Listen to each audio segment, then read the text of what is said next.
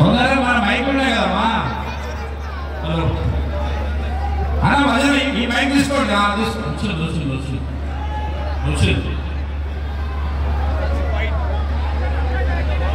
గౌరవనీయులు తారక రామారావు గారికి, కేటీఆర్ గారికి రేపు సికింద్రాబాద్ పార్లమెంట్ లో గెలవబోతున్నటువంటి మన అభ్యర్థి పంజారా గారికి అందరు కాలు కొడుతూ కొట్టేస్తారు కదా. నా ప్రాణ సమానులైనటువంటి కార్యకర్తలకు, నాయకులకు, కార్పొరేటర్లకు, మాజీ కార్పొరేటర్లకు, డివిజన్ అధ్యక్షులకు, మా అక్క చెల్లెళ్లకు, అన్నదమ్ములకు అందరికీ మనస్ఫూర్తిగా అభినందనలు తెలియజేస్తా ఉన్నాను. సమయం లేట్ అయినా మీరు ఇంత పెద్ద ఎత్తున మరి ఈ కార్యక్రమంలో భాగస్వామ్యం అయినందుకు మనస్ఫూర్తిగా అభినందనలు తెలియజేస్తా ఉన్నాను. అయితే ఈ కార్యక్రమం అయినాక మళ్ళా నాంపల్లిలో ఒక మీటింగ్ ఉంది. మన ఎలక్షన్ కమిషన్ రూల్స్ తెలుసు కదా, 10 గంటలకు మీటింగ్ అయిపోవాలి. కాబట్టి నేను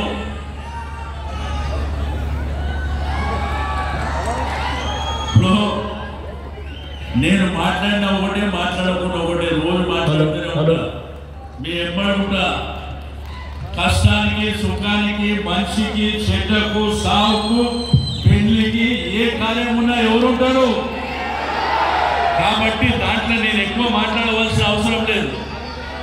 మీ అందరికీ నేను కోరుకునేది ఒకటే, కేసీఆర్ గారి పరిపాలన 10 సంవత్సరాలు ఎట్లుండే, ఇప్పుడు ఎట్లయితుంది. కేసీఆర్ గారి పరిపాలన ఉన్నప్పుడు మంచినీళ్ళకి ఇబ్బంది ఉండేనా, కరెంటుకి ఇబ్బంది ఉండేనా, పెన్షన్ ఇబ్బంది ఉండేనా, కళ్యాణ లక్ష్మి, షాదీ ముబారక్ ఇబ్బంది ఉండేనా, మనం ఏ కార్యక్రమం తీసుకున్నా ఇబ్బంది ఉండేనా. ఈ జబ్బార్ కాంప్లెక్స్ నుంచి బన్సిలాల్పేట్, పుట్టి శ్రీరాములు నగర్, చాచా నెహ్రూ నగర్, అరుణ్ జ్యోతి కాలనీ, రామస్వామి కాంపౌండ్, ప్రాగట్ టూల్స్ వరకు ఇట్లనే ఉండేది. రోడ్డు ఎప్పుడు ఎట్లున్నాయి, మీరు పోతే ఎట్లున్నాయి, డబుల్ బెడ్రూమ్లు ఎట్లున్నాయి. కానీ కాంగ్రెస్ వరకు ఆ డబుల్ బెడ్రూమ్ కూడా కనిపేది. రెండోది 6 గ్యారెంటీలు ఇచ్చారు. ముఖ్యమంత్రి గారు రోజు ఊదిన కొడుతున్నారు. రేవంత్ రెడ్డి గారు చెప్తుండ్రు 5 గ్యారెంటీలు ఇచ్చేసిన అమలైనాయి అంటుండ్రు. 2500 ఎవరికైనా వచ్చినాయా? తులం బంగారం 1,00,000 రూపాయలు వచ్చినాయా? 2000 పెన్షన్ 4000 వస్తుందా? గ్యాస్ సిలిండర్ వచ్చిందా 500కు? 200 యూనిట్ల కరెంట్ వచ్చిందా? మరి ఆయనేమో వచ్చింది అంటుడు. ఫ్రీ బస్ ఒకటి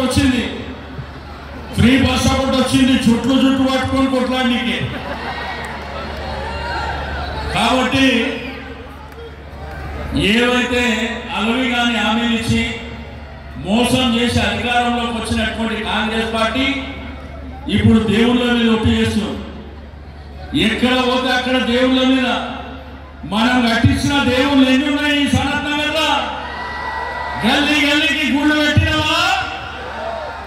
మరి హిందూ అంటే నరేంద్ర మోడీ హిందూ అంటుడు. నరేంద్ర మోడీ మనం కదా. కాబట్టి కిషన్ రెడ్డి గారు ఒక రోడ్ వేసిండా? పోనీ కనిపించిందా? మీ దగ్గరకు వచ్చిందా? మరి పద్మారావు గారు ఏడుంటారు? ఈయనే ఉంటాడా? రాత్రి తోబనేమైనా కలుస్తాడు, పొద్దున పోయినా కలుస్తాడు, మధ్యాహ్నం పోయినా కలుస్తాడు. మరి పాలించే ఆవుని వదిలిపెట్టి దున్నపోతులు మనకు అవసరమా? కాబట్టి మీరు ఒక్కసారి ఓటేసేటప్పుడు ఆలోచించాలి. వీళ్ళ కాంగ్రెస్ పార్టీకి, బీజేపీ పార్టీకి బుద్ధి రావాలంటే కారు గుర్తు ఓటేయాలి. కేసీఆర్ గారి గురించి ముఖ్యమంత్రి గారు ఏం మాట్లాడుతున్నారో చూసారు కదా. ఏ విధమైన భాష మాట్లాడుతున్నారో చూస్తున్నారు కదా. కాబట్టి మీ అందరికీ నేను రిక్వెస్ట్ చేసేది ఒకటే, మన యొక్క 2 సికింద్రాబాద్ పద్మనాభ గారు ఎమ్మెల్యే ఉన్నారు అక్కడ, రెండోది ఇక్కడ మనం ఉన్నాం. ఈ రెండిట్ల 1,50,000 మెజార్టీ వచ్చిందనుకో, ఇక వాళ్ళు ఇక్కడ నుంచి మరి పారిపోవలసిన పరిస్థితి వస్తుంది. నేను అందుకే మన దగ్గర హైదరాబాద్లో అన్ని నియోజకవర్గాలలో అందరూ మన ఎమ్మెల్యేలు గెలిచారు, కానీ ఊర్లలో ఆశపడ్డారు. నేను అది ఇస్తా ఇది ఇస్తా, ఆకాశంకి చంద్రబాబుని తెచ్చిస్తా అంటే నిజంగా తెచ్చిస్తారేమో అనుకోరు, కానీ చంద్రబాబు కాదు, చుక్కలు చూపిస్తుంది. ఇప్పుడు వచ్చి వీళ్ళ కర్మానికి వీళ్ళ దరిద్రానికి కూడా ఎండలు కూడా ఇంట్లోకి బయటికి వెళ్ళే పరిస్థితి లేదు. మన కేసీఆర్ సార్ ఉంటేనేమో వర్షాలనే వర్షాలు వచ్చినాయి, ఇప్పుడు వర్షాలు కూడా వచ్చే పరిస్థితి లేదు. కాబట్టి మీ అందరికీ నేను కోరుకునేది ఒకటే, పద్మనాభ గారు గెలిస్తే వీళ్ళకు బుద్ధి వస్తుంది, కాంగ్రెస్ వాళ్ళకు బుద్ధి వస్తుంది, బీజేపీ వాళ్ళకు బుద్ధి వస్తుంది.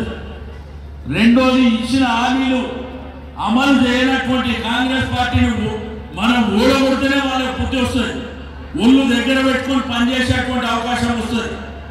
కాబట్టి మీకోసం 50 ఏళ్లలో జరిగిన కార్యక్రమాలన్నీ చేసినాం. ఎవరికి ఏ ఆపతున్నా ఏడిపోతారు, ఏం చిన్న పని ఉన్నా మరి. కాబట్టి రాజకీయాలలో గవర్నమెంట్లు వస్తాయి పోతాయి, కానీ మనమైతే ఉంటాం కదా ఎప్పటికైనా, ఎక్కడ పోయేటోళ్ళం కాదు. కాబట్టి మీ అందరికీ నేను ఆశించేది ఒకటే, మీరందరూ నా మాట నిలబెట్టాలి, పద్మనాభ గారిని మంచి మెజారిటీతో గెలిపేయవలసినటువంటి అవసరం ఉంది. మొన్న ఇక్కడనే కాంగ్రెస్ పార్టీ నామినేషన్ ఏరికి వచ్చినప్పుడు ముఖ్యమంత్రి గారు చెప్పిండ్రు, కేసీఆర్ గారు పచ్చన్నకు టికెట్ ఇచ్చి ఇక్కడే నామినేషన్ ఏరికి వచ్చినప్పుడు రేవంత్ రెడ్డి గారు చెప్పారు బలిపక్షం చేసేలాట. రేవంత్ రెడ్డి ఎమ్మెల్యే కాకముందే పద్మనాభ ఎమ్మెల్యే, రేవంత్ రెడ్డి రాజకీయాలకు రాకముందే కార్పొరేటర్ ఆయన. కేసీఆర్ గారు తెలంగాణ ఉద్యమం చేపడితే హైదరాబాద్ లో ఒకే ఒకడు జెండా పట్టుకున్నాడు పచ్చన్న. 1986లో కార్పొరేటర్ అయిండు, 2002లో కార్పొరేటర్ అయిండు, ఎమ్మెల్యే అయిండు, మంత్రి అయిండు, డిప్యూటీ స్పీకర్ అయిండు. కానీ ఆయన మారడు, ఆయన ఎట్లున్నాడో అట్లనే ఉంటాడు, ఎట్లా ఉన్నాడో అదే పద్ధతిలో ఉంటాడు. ఎందుకంటే కొంతమంది ఏంటంటే రాజకీయాలలో పెద్ద కాగానే స్టైల్ మారిపోతుంది, కానీ ఆయన స్టైల్ మారు. ఇప్పటికీ ఆ నీలోఫర్ హోటల్ దగ్గర ఛాయ్ తాగడానికి ఒక్కడైపోతాడు. అంతకుముందు గ్రీన్ హోటల్ ఉంటే ఆయనకు ఒక్కడైపోతాడు. కాబట్టి మనకు దొరకడనే భయమే లేదు, ఇంటికైనా దొరకకపోతే హోటల్ దగ్గర దొరుకుతాడు, ఏదైనా పట్టుకోవచ్చు. అదే కిషన్ రెడ్డిని నాగేందర్ని పట్టుకుంటామా? వాళ్ళ అడ్రస్ తెలుసా మీకు? నేను అడుగుతున్నా, కిషన్ రెడ్డి ఇల్లు ఎంతమంది తెలుసు? ఎవరైనా ఏదైనా పోయిందా? మరి మనకు మన దగ్గర ఉన్నవి కావాలా, మనకు అవసరం లేనివి కావాలా? జై శ్రీరామ్ అంటే మనకు అన్నిటికీ రాదా? వాళ్ళు కట్టిన గుళ్ళు, కేసీఆర్ గారు యాదాద్రి గుడి కట్టారు. మనకిక్కడ మాకాళి జాతర చేస్తే ఎవరు గుర్తొస్తారు? బల్కంపేట ఎల్లమ్మ జాతర చేస్తే ఎవరు గుర్తొస్తారు? సనత్ నగర్ లో గల్లీకి గుడి కట్టినాం. ముస్లిం సోదరులు ఉంటే వాళ్ళకు కూడా మనం అన్ని విధాలుగా సహకరించినాం. ఈద్గా విషయంలో సహకరించినాం, మసీద్ విషయంలో సహకరించినాం, కబ్రస్థాన్ విషయంలో సహకరించినాం, క్రిస్టియన్స్ కూడా సహకరించినాం, సర్దార్జీలకు సహకరించినాం. అంటే టీఆర్ఎస్ పార్టీ అనేది అన్ని మతాలని, అన్ని కులాలని, అందరిని కడుపులో పెట్టుకునేటువంటి పార్టీ. ఈరోజు మత సామరస్యాన్ని కాపాడడానికి కేసీఆర్ గారు చేసినటువంటి కృషి మీకు అందరికీ తెలుసు. ఇక సనత్ నగర్లో పచ్చన రోజు మన ఎంబడి డివిజన్లో పాదయాత్ర చేసినప్పుడు అడుగుతున్నారు, అరే ఉన్న ఫండ్స్ అంతా ఉన్న రోడ్లంతా నువ్వే తీసుకుపోయినావు, ఉన్న రోడ్లన్నీ నువ్వే వేసుకున్నావు అంటే కేటీఆర్ గారు ఇచ్చిన్నారు. ఇక్కడ నేను మొదటి నుంచి కోరుకునేది ఒకటి, ప్రజలందరూ సంతోషంగా ఉండాలి, ప్రజలు ఇబ్బంది పడదు, ఎక్కడ కూడా అసౌకర్యం కలగదన్న ఉద్దేశంతో రిజర్వాయర్ కట్టుకున్నాం, డబుల్ బెడ్రూమ్లు కట్టుకున్నాం, రోడ్లు బ్రహ్మాండంగా వేసుకున్నాం. ఈయనే బన్సిలాల్పేట బాయి ఈ బిల్డింగ్లు కూడా కూలిపోయేటట్టు ఉండే, దీన్ని ఎంత అందంగా తీర్చిదిద్దున్నామో మీరు అందరూ చూశారు. కాబట్టి మీ అందరికీ నేను కోరుకునేది ఒకటే, కారు గుర్తు మీద ఓటేసి పద్మారావు గారిని గెలిపించవలసిందిగా కోరుతా ఉన్నాను. తప్పకుండా చేస్తారు కదా, కారు గుర్తు మీద ఓటేసి పద్మారావు గారిని గెలిపించవలసిందిగా కోరుతూ ఇప్పుడు మన అభ్యర్థి పద్మారావు గారిని 2 నిమిషాలు మాట్లాడవలసిందిగా కోరుతా ఉన్నాను. ఈనాటి సమావేశానికి ఇచ్చేసిన మా అన్నదమ్ముల ప్రజలందరూ కూడా చేతులెత్తి నమస్కరిస్తా ఉన్నారు. గత 25 సంవత్సరాల నుంచి ఇక్కడ సికింద్రాబాద్ నుంచి నేనే కానీ సనత్ నగర్ నుంచి శ్రీనివాసే కానీ ఎల్లప్పుడూ మీకు అనిపించే వ్యక్తులు మేమే. మా తప్ప ఏ బీజేపీ క్యాండిడేట్ అనిపించారు, ఏ కాంగ్రెస్ క్యాండిడేట్ అనిపించారు. కేవలం ఎన్నికలు వచ్చినప్పుడే వాళ్ళ ముఖాలు మేము చూస్తూ ఉంటాం, మీరు చూస్తూ ఉంటాం. కానీ ప్రతిరోజు ముఖాలు కనిపించేది మాత్రం మా ఇద్దరే ఇక్కడ జగన్నాథ్ లోపల.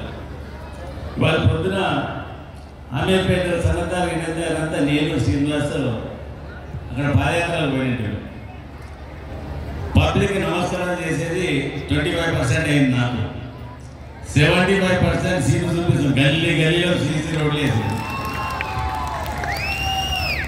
ఎవరికి తిరిగిపోయి పంచాయతీకి అంటే రామారావు ఇచ్చిండు, నాకేదికి వెళ్ళి వాళ్ళు నీకే ఇచ్చిండని అడిగిన.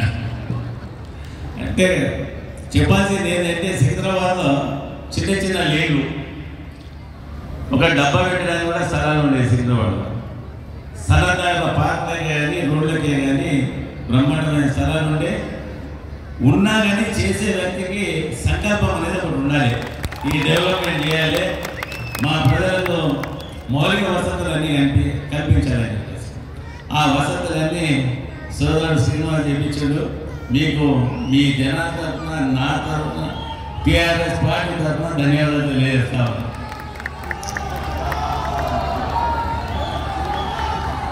కన్స్ట్రక్షన్ ఈ ఎన్నికల్లో మనకు కలిసి వచ్చే విషయం ఏంటంటే జర ఎక్కడ కూడా ఆయన మేము వెంకటేశ్వర కొట్టు నాపల్లికి పోవాలి. ఇక్కడ ఈ ఎన్నికల్లో ముఖ్యంగా కలిసి వచ్చే విషయం మనకి ఏంటంటే సికింద్రాబాద్ పార్లమెంట్ స్థానంలో కూడా దాదాపు 5 ఎమ్మెల్యేలు ఉన్నాం. 5 కూడా 5 పేరు ముందు సన్యాసి ఎవరు అంతా డైనమిక్ లీడర్సే ఉన్నారు. ఒక కార్యకర్త కానీ ఒక ఓటర్ కానీ ఏమైనా ఇబ్బంది వచ్చిందంటే రాత్రి 12 కానీ 1 కానీ 2 కానీ మా డ్రైవర్ చెప్తున్నాను బండ్లు తీయడం మనం పోవాలి పొలాన్ని చెప్పని చెప్తాం. అంత అందుబాటులో ఉండే వ్యక్తులు మేము. మీ అందరికీ ఒకటే వినపం, ఎన్నికలు వస్తూ ఉంటాయి, పోతూ ఉంటాయి. మీ ఎంబడి మీ అన్నలాగా తమ్ముళ్ళలాగా మేము నిరంతరం మీ ఎంబడి ఉంటూ వస్తున్నాం. ఈ గత 25 సంవత్సరాల నుంచి మేము ఇద్దరు. రాబోయే రోజుల్లో కూడా మీ పైన ఈగ వాళ్తే డొక్కలు ఏం చేస్తాం ఒక్కోరి ఎవరే కానీ మీకు ఇబ్బంది అనే వచ్చే ప్రసక్తే లేదు. మాట్లాడడం చాలా ఉంటాయి, ఆయన డెవలప్మెంట్ అంత బాగా చూస్తే ఇంకా చెప్పాలని ఉంటాయి. కానీ నాంపల్లి పాపం ఇక్కడేమో మేమంతా కనిపిస్తూ ఉంటాం. నాంపల్లి మన లీడర్షిప్ లేదా ఆడ కూడా ఇవాళ ఒక రోడ్ షో పెట్టినాం. వాళ్ళు ఫోన్ చేసి చంపుతూ ఉన్నారు. గంట నుంచి శ్రీనివాస్ చంపాడు మమ్మల్ని, ఇంకెప్పుడు వస్తారు జనాలతో పోవాలి. కానీ మీ అందరికీ పేరు నమస్కారం తెలియజేసుకుంటాను. ఎన్ని గంటలు లేట్ అయినా కానీ ఇళ్లలో పని అక్క జనాలంతా కూడా పనులు వచ్చేసి ఇక్కడ ఉన్నందుకు మీ రుణం తీర్చుకోలేని రుణం అని తెలియజేస్తూ మా రామారావు గారిని మాట్లాడాల్సిందిగా కొడతా ఉన్నాం. జై తెలంగాణ, జై తెలంగాణ, జై తెలంగాణ. కారు గుర్తుకే, పద్మారావు గారి కారు గుర్తుకే. గౌరవనీయులు పెద్దలు మాజీ మంత్రివర్యులు సనత్ నగర్ నియోజకవర్గాన్ని బ్రహ్మాండంగా మొత్తం హైదరాబాద్లోనే అభివృద్ధిలో ఆదర్శంగా నిలిపిన అన్న మీ అందరి అభిమాన నాయకుడు తలసాని శ్రీనివాస్ యాదవ్ అన్న గారికి, గౌరవనీయులు కాబోయే సికింద్రాబాద్ పార్లమెంట్ సభ్యులు ప్రస్తుత సికింద్రాబాద్ ఎమ్మెల్యే గారు అన్న పెద్దలు శ్రీ పద్మారావు గౌడ్ గారికి, వేదిక మీద ఉన్న పెద్దలందరికీ, వేదిక ముందున్న మా అక్కలు చెల్లెళ్ళు అన్నలు తమ్ముళ్ళు బీఆర్ఎస్ పార్టీ కార్యకర్తలు పేరు పేరున అందరికీ కూడా హృదయపూర్వక నమస్కారం. నేను చిచ్చాను ఇప్పుడు అడుగుతున్న పద్మారావు చిచ్చాను, యాక్చువల్గా నీ ఇల్లు ఇక్కడే కదా అడిగినాడు సనత్తాయిలో. అవును అన్నాడు. ఎక్కడ అన్న? టకారా బస్తీ అన్నాడు.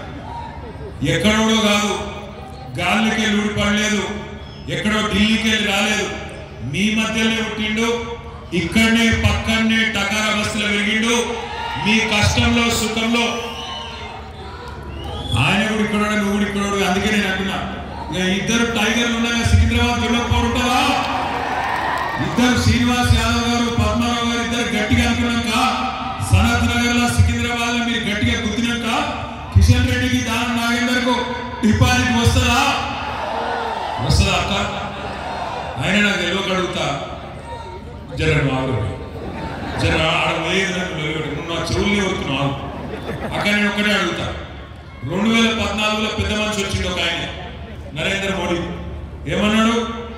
భాइयों बहनों मित्रों आप सब लोग जन धन खाता खोलो, मैं धन 15 लाख डाल देता हूं అన్నాడు. వచ్చినాయా 15 लाख ఎవరికైనా? 2 కోట్ల ఉద్యోగాలు ఇస్తే సంవత్సరానికి అన్నాడు. 10 ఏళ్ళ 20 కోట్ల ఉద్యోగాలు 80 వచ్చినాయా? ప్రతి మనిషికి ఇల్లు కట్టిస్తా అన్నాడు. కట్టించిండా? బుల్లెట్ రైలు ఉరికిస్తా అన్నాడు. భారతదేశంలో ఉరికించిండా? అమెరికా వాళ్ళు తెల్లోళ్ళు వచ్చి లైన్ నిలబడాలి ఇండియాకి వచ్చేందుకు వీసాల కోసం అని నరికిండారు. అయిందా? 2014లో బడాబాయ్ మోసం చేసిండు. 2023లో చోటాబాయ్ వచ్చిండు. చోటాబాయ్ ఎవరు? రేవంత్ రెడ్డి. బస్సు ఫ్రీ అన్నాడు, బంగారం ఫ్రీ అన్నాడు, ఆడపిల్లలకు స్కూటీలు అన్నాడు, నెలకు 2500 అన్నాడు, మైనారిటీ సప్లాన్ అన్నాడు, బీసీ సప్లాన్ అన్నాడు, రైతు రుణమాఫీ అన్నాడు. అరిచేతుల వైకుంఠం చూపెట్టిండు. ఆగం చేయబోయిండు. హైదరాబాద్ లో ఆగం కాదు. మీరు తెలివైన వాళ్ళు, మీరు హుషారుగా ఆలోచించారు.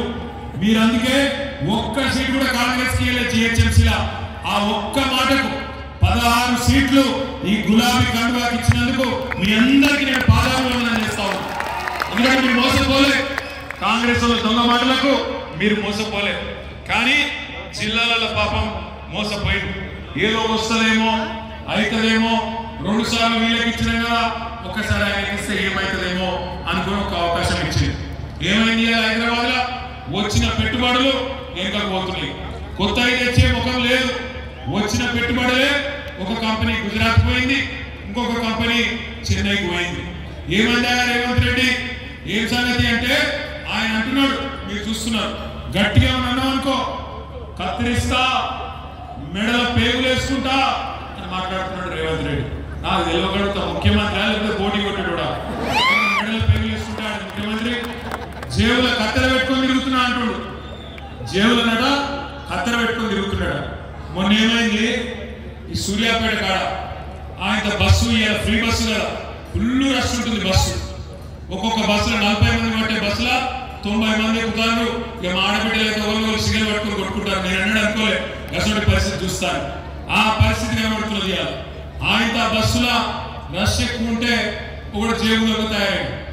ఆ జేబు దొంగ మొత్తానికి ఎవరో పట్టుకున్నారు, పోలీసు వాళ్ళకి అప్పచెప్పారు. వాని మొత్తం పోలీసు వాళ్ళు చాంబింగ్ చేసారు. వాని మీద పైసలు దొరకలే, పర్సులు దొరకలే, ఏం దొరకలే. కానీ జేబులో కత్తెర మాత్రం దొరికింది. కత్తెర దొరకగానే పోలీసు వాడు అన్నాడు, అరే నీ మీద పర్సు లేదు, పైసలు లేవు, కానీ కత్తెర ఎందుకు పెట్టుకున్నారు జేబులో? అడేమన్నాడు అడిగినా? అవు సార్ నన్ను అంటున్నావు, మరి రేవంత్ రెడ్డి జేబులో కత్తెర పెట్టుకుంది ఏం సంగతి? నేను పెట్టుకొని తిరగొద్దా? ముఖ్యమంత్రి పెట్టుకొని తిరిగితే నాకు తెలియక అడుగుతా, ఎవడన్నా ముఖ్యమంత్రి జేబులో కత్తెర పెట్టుకొని తిరుగుతాడా? జర్ర అడ్వర్టైజ్ డేంజర్ కాదా కత్తెర? ఏమన్నా ఆలోచన ఉందా ఆయనకు? ఏం మాటలు మాట్లాడతాడు? లంకె బిందెలు ఉంటాయనుకొని వచ్చిన ఖాళీ కుండలు ఉన్నాయట. అయ్యా రేవంత్ రెడ్డి గారు, నువ్వు ఇదివరకు ఏం చేస్తున్నావు నాకే తెలియదు. లంకె బిందెలట. లంకె బిందెల కోసం గడపారలు పట్టుకొని పట్టుకొని నెత్తి మీద తువాలు కప్పుకొని దొంగ రాత్రి ఎవరు తిరుగుతారు లగ్గ కోసం? పచ్చి దొంగలు తిరుగుతారు. మరి ఈయన ఇదివరకు ఏం చెప్తున్నాడు నాకు తెలియదు, కానీ ఒక్కటంటే ఒక్క మాట 4.5 నెలల్లో. కానీ సిగ్గు మాత్రం అసలే లేదు అబద్ధాలు ఆడతాను. ఇక్కడ రాంగరాగా చూసుకుంటూ వచ్చినాడు సికాబాద్ మనకి. మొత్తం మెట్రో పోస్టర్ల మీద పెట్టుకున్నాడు 5 గ్యారెంటీలు అమలు చేసిన ప్రభుత్వం. 5 గ్యారెంటీలు అమలైనయా? తులం బంగారం వచ్చిందా ఎవరికన్నా? 4,000 వచ్చినాయా? 2,500 వచ్చినాయా? 500 బోనస్ వచ్చిందా రైతులకు? ఏది అమలు చేసిండు? ఏది లేదు. కానీ సిగ్గు లేకుండా అబద్ధాలు మాత్రం చెప్తున్నాడు. ఇంకా దారుణం, కొత్త ఉద్యోగాలు తెచ్చుడు కాదు, కేసీఆర్ గారు ఇచ్చిన ఉద్యోగాలు నేను ఇచ్చిన అని చెప్పుకుంటున్నాడు రేవంత్ రెడ్డి. సరే, రేవంత్ రెడ్డి గురించి కాంగ్రెస్ గురించి హైదరాబాద్ లో పెద్ద మాట్లాడేది ఏం లేదు. ఎందుకంటే ఇక్కడ సికింద్రాబాద్ లో నిల్చున్న ఆయన కూడా కాంగ్రెస్ నుంచి నిన్న మొన్న దాకా మన పార్టీలో ఉండే. ఇలా ఆయన నేను కాంగ్రెస్ లా నేను నిలబడతా అని చెప్తున్నాడు. నేను మీ అందరికి ఒకటే విజ్ఞప్తి చేస్తా ఉన్నా, కాంగ్రెస్ కు పొరపాటున ఓటేస్తే హైదరాబాద్ లో, సికింద్రాబాద్ లో, సనత్ నగర్ లో లాభం అయ్యేది బడే బాయ్ బీజేపీకి, బడే బాయ్ నరేంద్ర మోడీకి. మీరు ఒక్క ఓటు కాంగ్రెస్ కేసినా మనకు పడాల్సిన ఓటు అవతలికి పోతే లాభపడేది బీజేపీ మనకు చేసిన మోసం మామూలు మోసం కాదు. 5 ఏళ్ల నుంచి కిషన్ రెడ్డి కేంద్ర మంత్రిగా రూపాయి పని చేసిండా సనత్ నగర్? రూపాయి పని. మా సీనన్న, మా శ్రీనివాస్ యాదవ్ అన్న మొత్తం రాష్ట్రంలో, హైదరాబాద్ లో కాదు, మొత్తం రాష్ట్రంలో మొట్టమొదటి డబుల్ బెడ్రూమ్ ఇల్లు ఐడిఎక్స్ లో కట్టించినాడు శ్రీనివాస్ యాదవ్. ఒక్క డబుల్ బెడ్రూమ్ ఇల్లు కట్టించిన కిషన్ రెడ్డి, ఒక్క ఇల్లు కట్టించిన ఎవరికన్నా రూపాయి పని చేసిండా? 5 ఏళ్ళు కేంద్ర మంత్రిగా ఉంటే మూసీకి వరదలు వచ్చినాయి. మూసీకి వరదలు వస్తే 670 కోట్ల రూపాయలు రాష్ట్ర ప్రభుత్వం నుంచి మనం పేదవాళ్ళకు సాయం చేసే ప్రయత్నం చేసినాం. కేంద్ర ప్రభుత్వం నుంచి మనం 670 కోట్లు ఇస్తే కనీసం ఒక 100 కోట్లు ఇయ్యరా? ఒక్క పైసా రాలే. ఎందుకు ఇయ్యను అంటే ఇయ్యం పో అన్నాడు. గుజరాత్ లో మాత్రం అక్కడ వరదలు వస్తే 1000 కోట్లు ఇదే కిషన్ రెడ్డి గారు తీసుకొని పోయాడు. గట్టిగా అడిగినామనుకో, ఏం చేస్తావన్నా కిషన్ రెడ్డి, నీకు ఎందుకు ఓటేయాలి అంటే ఒకటే చెప్తాడు, జై శ్రీరామ్. మేము గుడి కట్టినాం. గుడి కట్టుడు ఒక్కటే కారణమైతే ఓటేసేందుకు కేసీఆర్ కట్టలేదా గుడి? 4 ఏళ్ల కిందనే కట్టిండు. ప్రాచీన శిల్ప సంపదను అద్భుతంగా నవీన కళాకారులతోని, కొత్త తరం కళాకారులతోని 1000 సంవత్సరాలు నిల్చుడిపోయే విధంగా పక్కనే ఉన్నది యాదగిరి గుట్ట. కేసీఆర్ కట్టలేదా? అద్భుతమైన గుడి మనం చూడలేదా? కానీ దేవుడు అడ్డం పెట్టుకుని రాజకీయం చేస్తున్నామా? ప్రాచీన మందిరాలే కాదు, కేసీఆర్ గారు ఆధునిక దేవాలయాలు కట్టిండు. కాళేశ్వరం లాంటి ఆధునిక దేవాలయం, రిజర్వాయర్లు, చెరువులు, బ్రహ్మాండమైన పాలమూరు రంగారెడ్డి ఎత్తిపోతల పథకం కట్టుడే కాదు, హైదరాబాద్ మంచినీళ్ళు ఇచ్చినే కాదు, వాటికి కూడా మనుషుల పేర్లు పెట్టలేదు.